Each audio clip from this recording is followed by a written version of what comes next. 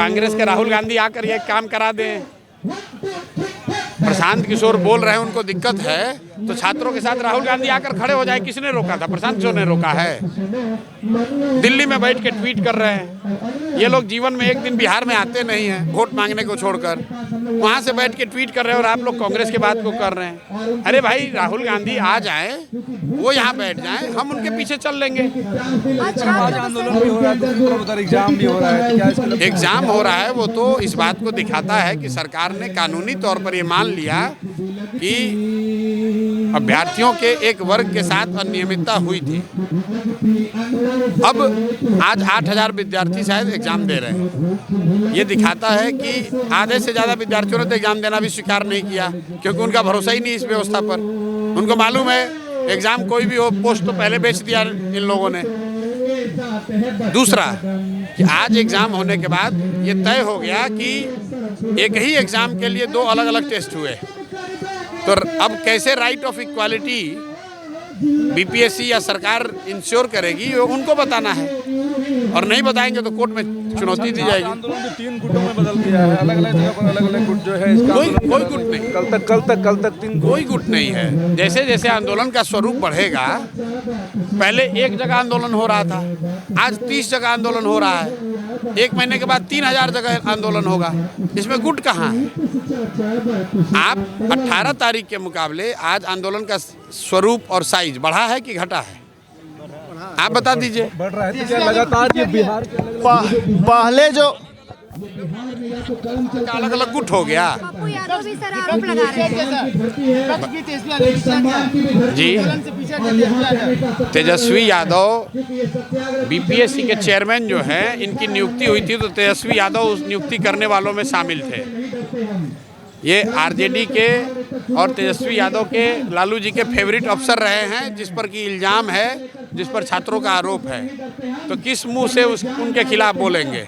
जाकर रिकॉर्ड देख लीजिए कि बीपीएससी के चेयरमैन की नियुक्ति कब हुई थी, जब नीतीश कुमार राजद के साथ महागठबंधन की सरकार में थे। उस समय डिप्टी सीएम कैबिनेट में कौन था? राजद के लोग थे। तो अब किस मुंह से उस चेयरमैन के खिलाफ बोलेंगे? वैन को लेकर लगातार सवाल जो है विपक्ष कर रहा है। वैन को लेकर जो सवाल है कि भैया बाथरूम करने के लिए प्रशांत किशोर वैन में जाते हैं, बस में जाते हैं। पहला तो मुझे खुशी है कि बिहार में लोग नेता कम से कम हिंदी बस को वैन कहना सीख गए, वो अच्छी बात है कि उनको वैनिटी वैन समझ में आ रहा है। दूसरी बात, भैया यहाँ जब 24 घंटा बैठे हैं तो बाथरूम करने कहीं तो जाएंगे, या तो खुले में शौच कर लें या कहीं छुप के करें, मतलब प्राइवेसी में करें। बस में बाथरूम करने जा रहे हैं, ये वही बस है जिसको लेकर मैं 2 साल से घूम रहा हूँ। एक पत्रकार आया, कहा चलिए ज़रा दिखा दीजिए कि किस बाथरूम में आप किस टॉयलेट में बाथरूम करते हैं। तो कहे चलिए अब यही अब बाकी रह गया है। अरे बाथरूम करते हुए देख लीजिए। आप लोग की मतलब आप लोग पत्रकार हैं, एक महिला पत्रकार आके कह रही है कि जरा वो टॉयलेट अगर आप चल के दिखा देते, हम कह जब बाथरूम करने चलेंगे तो चल के दिखा दीजिए।